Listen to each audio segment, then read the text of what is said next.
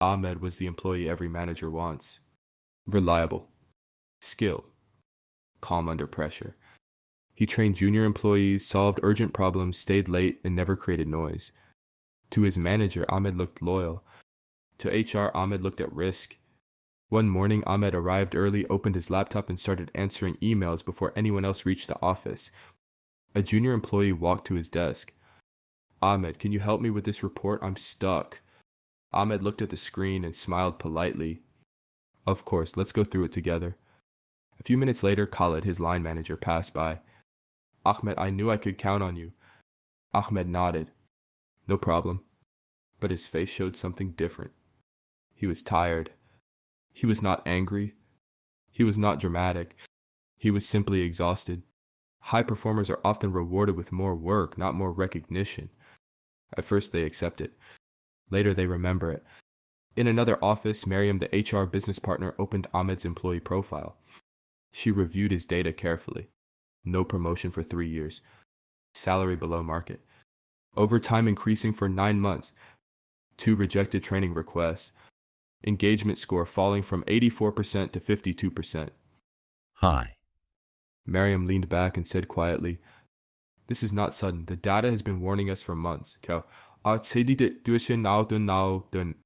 Employees rarely quit in one day. The resignation letter is usually the final step, not the first sign." Later that day, Miriam met Khalid in a glass meeting room. Khalid looked confident. "Ahmed is loyal. He's not going anywhere. He is one of our strongest people."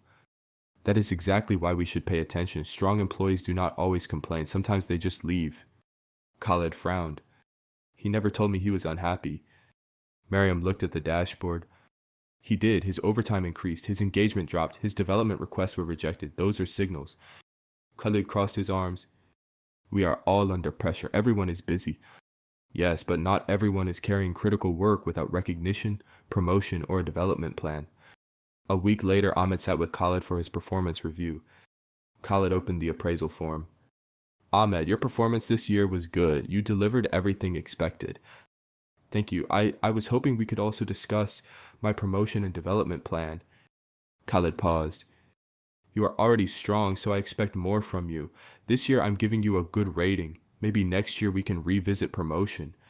Ahmed stayed silent for a moment. "I understand." But he did not really understand. He had delivered urgent work. He had supported the team. He had trained others. He had accepted extra responsibilities. And still the message was clear. More expectations. Same recognition. One of the fastest ways to lose a high performer is to raise expectations without raising recognition. That evening, Ahmed sat alone in a quiet cafe. He opened an email. Job offer, senior position. The offer included a 25% salary increase, a senior title, flexible work, and a clear career path. Ahmed did not look excited. He looked relieved. When employees feel invisible inside the company, an external offer does not feel like betrayal. It feels like evidence. The next morning, Ahmed arrived early again. The office was quiet. He opened a new email and started typing. "Dear Khalid, please accept this letter as formal notice of my resignation. I am grateful for the opportunities, and I will support a smooth handover." He paused. Then he clicked send. A few minutes later, Khalid opened the email. His expression changed immediately. "What, Ahmed?" Later that day, Ahmed, Khalid, and Miriam sat together in a meeting room. Khalid looked shocked. "Ahmed, this is unexpected. Why didn't you tell me you were unhappy?" "I did." Khalid looked confused. "I asked about promotion, I asked for training, I raised workload concerns. You called it pressure, you called it business need, you called it next year." The room became silent. "I respect the company, but I need to work somewhere that has a plan for me, not only tasks for me." Khalid looked down at the table. Miriam listened silently. Good employees do not always leave because they hate the company. Sometimes they leave because staying no longer makes sense.